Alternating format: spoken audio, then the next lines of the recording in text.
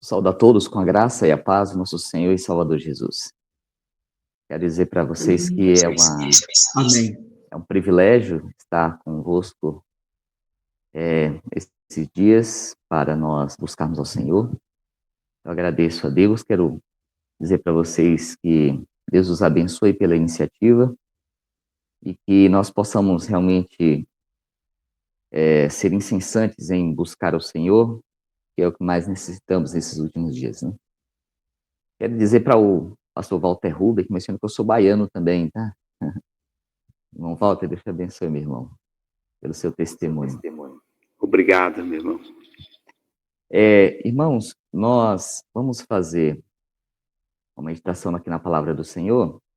Antes, eu quero dizer para os irmãos que aqui no Ceará, aqui em Fortaleza, está um clima bem agradável. Então, quem vir aqui a Fortaleza, que está vindo para a Assembleia, né? Agora nós estamos em torno de 24 graus, 25 graus, pelo menos aqui, né? Durante o dia está chegando aos 35, 36, mas eu creio que todos vão estar contentes aqui juntos nessa assembleia, né? Alguns irmãos já estão chegando, tem alguns que já chegaram, hoje estão chegando outras pessoas, especialmente os que estão envolvidos aqui na organização, e oremos pelos irmãos que estarão em viagem, né? Que estão em viagem, que estarão em viagem para as assembleias. Lembremos de orar por isso também. Meus irmãos, discernimento espiritual, esse é o tema proposto.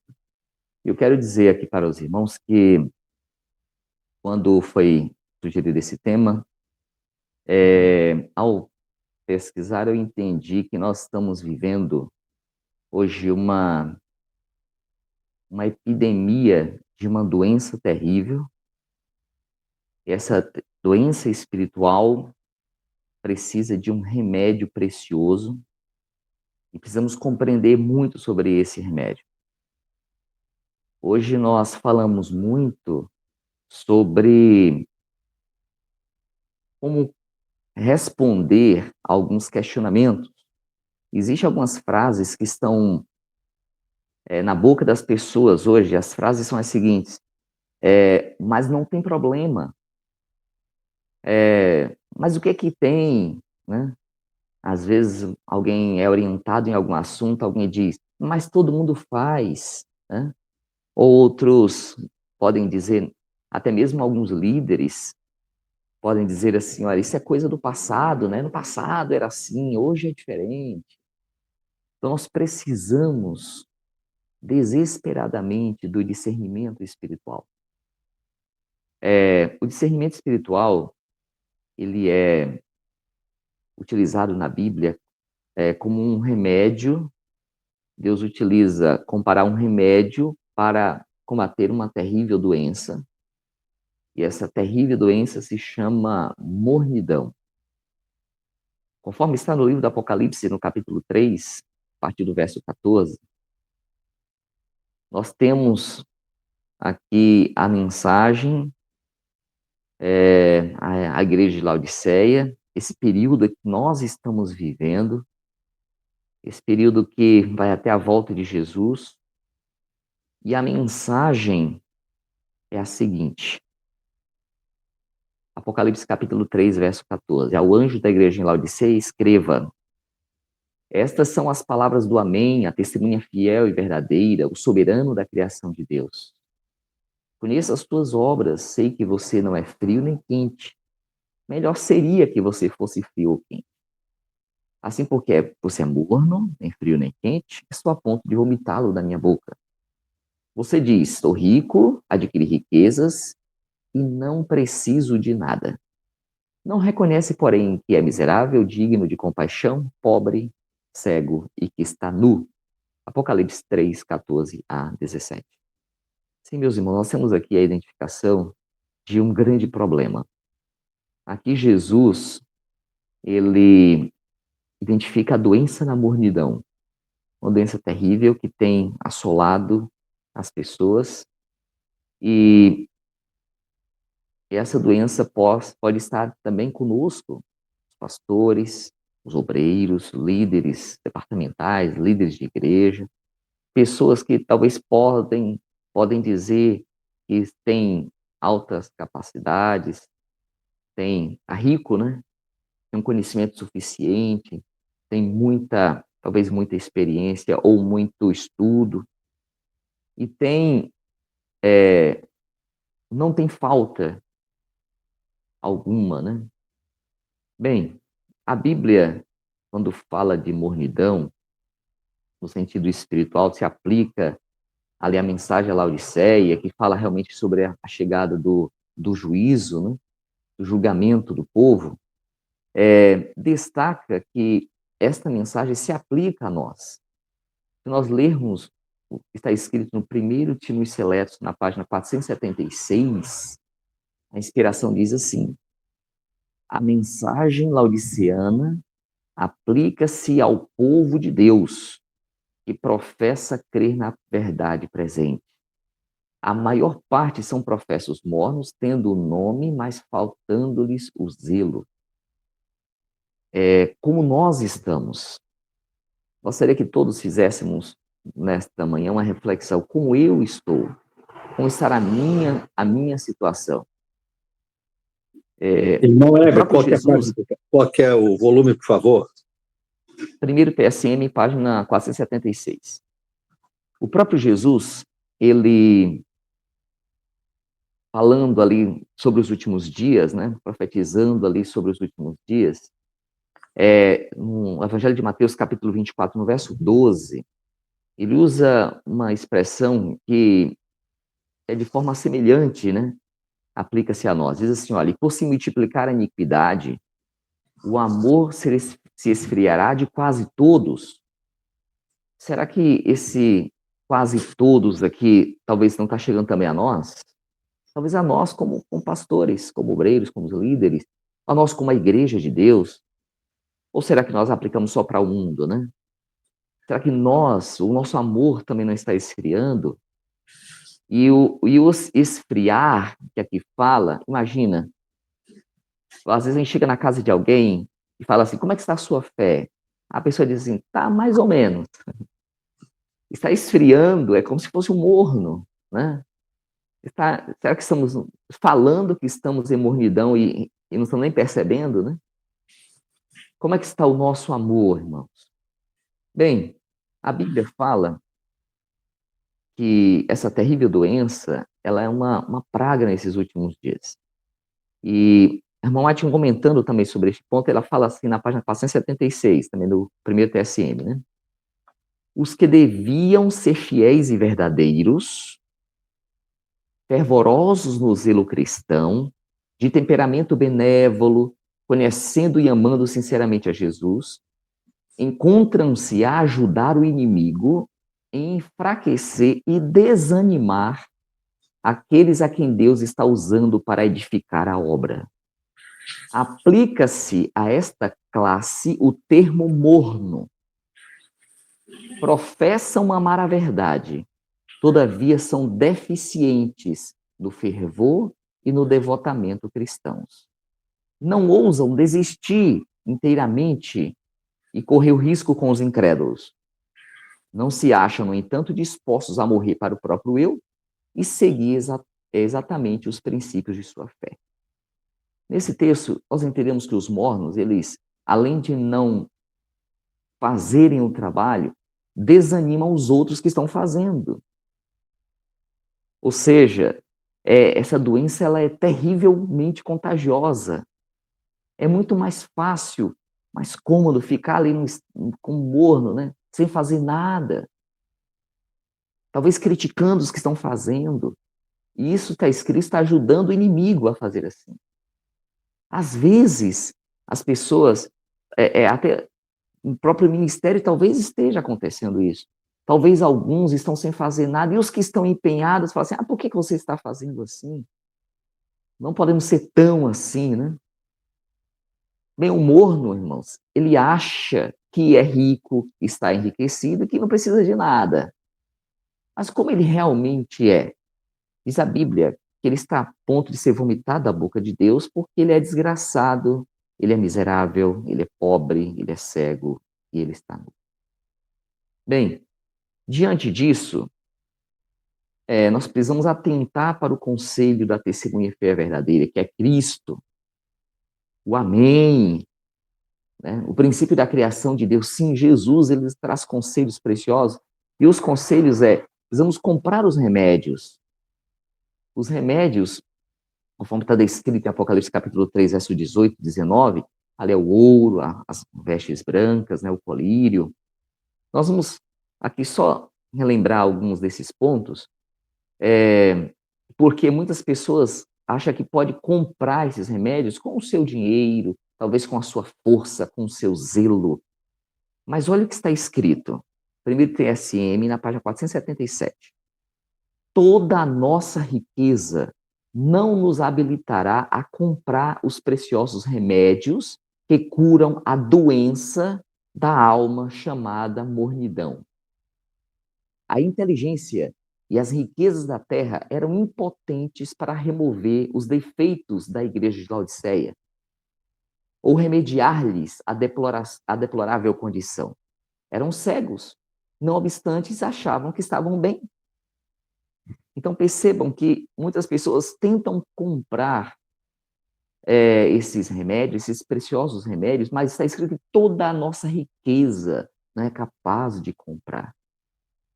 O próprio Jesus, ele chega para a gente e diz assim, olha, vinde, comprai, sem dinheiro, sem preço. Nós precisamos entender que para comprar esses preciosos remédios, precisamos de fazer apenas uma coisa, completa entrega a Cristo.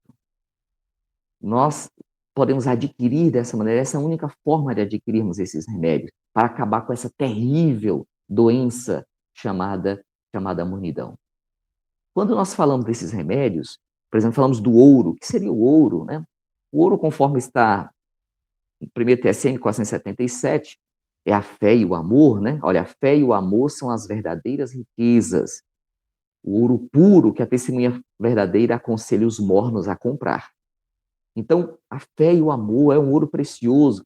E nós precisamos ter esse remédio, né?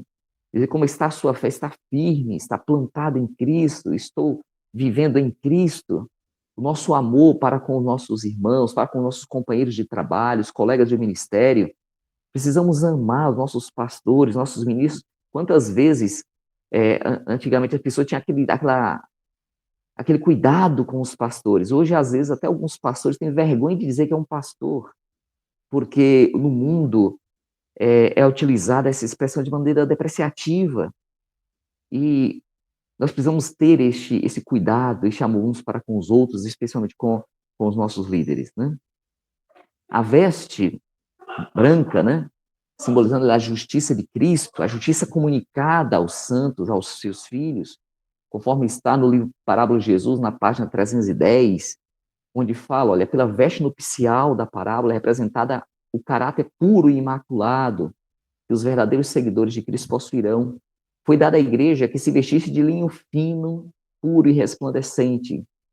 O linho fino é a justiça dos santos, a justiça de Cristo e seu caráter imaculado, que pela fé é comunicada a todos os que o aceitam como seu salvador pessoal.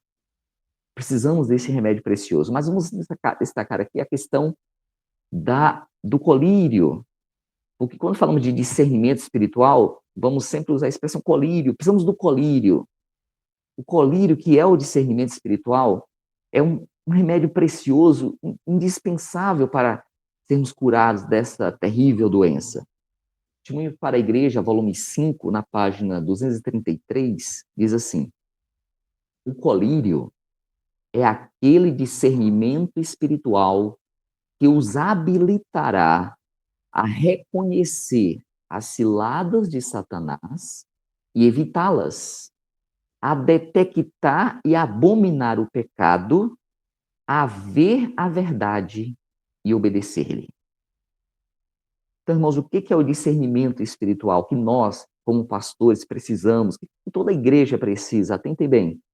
O colírio, vou ler novamente, é aquele discernimento espiritual que os habilitará a reconhecer a cilada de Satanás e evitá-las, e a detectar e abominar o pecado, a ver a verdade e obedecer-lhe. Irmão, será que nós estamos identificando as ciladas de Satanás? Às vezes as pessoas acham que Satanás vem naquele bicho vermelho com chifres, com rabo, né? As pessoas acham que Satanás vem de uma forma onde as pessoas vão conseguir identificá-lo como alguma coisa ruim. Às vezes são coisas aparentemente boas, são pessoas, às vezes usam pessoas que você olha, não é uma pessoa tão boa, é uma pessoa que fala assim tão bem. Muitas vezes são instrumentos de Satanás para o nosso mal, para nos desviar da fé, para nos tirar da verdade. Precisamos saber identificar o pecado, abominar o pecado. Hoje, às vezes, o pecado está sendo visto, às vezes até como uma coisa boa. Às vezes as pessoas usam, não, mas não tem problema, não é só desta vez. Precisamos abominar o pecado, precisamos detectar e abominar, conforme está escrito. Precisamos compreender a verdade. O colírio, o discernimento espiritual nos ajuda a compreender a verdade e a obedecer. Sim, meus irmãos. Vamos ver um outro texto, está? Testemunho para a Igreja, volume 4, na página 88, diz assim: o colírio é aquela sabedoria e graça que nos habilitam a discernir entre o bem e o mal e a detectar o pecado sob qualquer disfarce. Deus deu à sua igreja olhos aos quais requer dos crentes que unjam com sabedoria, para que vejam claramente. Muitos, porém, se pudessem, tirariam os olhos da igreja, pois não quereriam que suas ações viessem à luz para não serem reprovados. Perceba, irmão, que a inspiração é bem claro, precisamos deste colírio, dessa sabedoria, dessa graça, desse discernimento, para poder identificar ali o mal, o bem, para detectar o pecado sobre qualquer disfarce, porque realmente o pecado ele vem disfarçado, às vezes de coisas boas, às vezes de circunstâncias boas, uma aparência boa. E o Senhor deu olhos à igreja, nós precisamos, como igreja, ver, conseguir enxergar, por isso precisamos ungir os nossos olhos com o colírio. Algumas pessoas vão preferir arrancar os olhos da igreja, conforme o texto, para não serem vistos os seus pecados. Mas nós precisamos ungir os nossos olhos com esse colírio. E um outro texto está no 1 TSM, na página 477, diz assim: a única esperança para os laodiceanos é uma clara visão de sua condição diante de Deus, o conhecimento da natureza de sua enfermidade. Nem são frios nem quentes, ocupam uma posição neutra e, ao mesmo tempo, lisonjeiam-se de não necessitar de coisa alguma. A testemunha verdadeira aborrece essa mornidão. Sim, meus irmãos, precisamos, a única esperança é a clara visão, a compreensão clara da nossa condição diante de Deus, o discernimento espiritual para sermos curados dessa terrível enfermidade. Nós realmente estamos precisando muito e desesperadamente do discernimento, do colírio. E eu quero, neste momento, oro ao Senhor, rogo ao Senhor que possa ungir os olhos de todos os pastores, todos os ministros, todos os obreiros, todos aqueles que estão na liderança da obra, para que realmente possam ver. Porque muitas vezes, irmãos, nós somos como juízes. Quantas pessoas chegam para a gente e falam assim, pastor, eu posso isso aqui é certo, o que eu posso fazer diante disso? E nós precisamos desesperadamente do discernimento. Nós precisamos desse colírio desesperado para que nós possamos saber conduzir o povo, para que nós possamos saber orientar em tantas situações. Quantas vezes alguém nos faz alguma pergunta que a gente, mas isso não está escrito, o que é que eu faço, como é que eu falo? Precisamos do discernimento espiritual. Realmente, irmãos, oremos para que o Senhor conceda discernimento para o seu ministério e para todo o povo, e que assim nós possamos ter o privilégio de ver, de enxergar claramente, de nos posicionar e não sermos mornos, mas que nós possamos ser curados dessa terrível doença e estarmos fervorosos, animados e preparados para a volta de Jesus. Que o Senhor assim nos abençoe. Amém.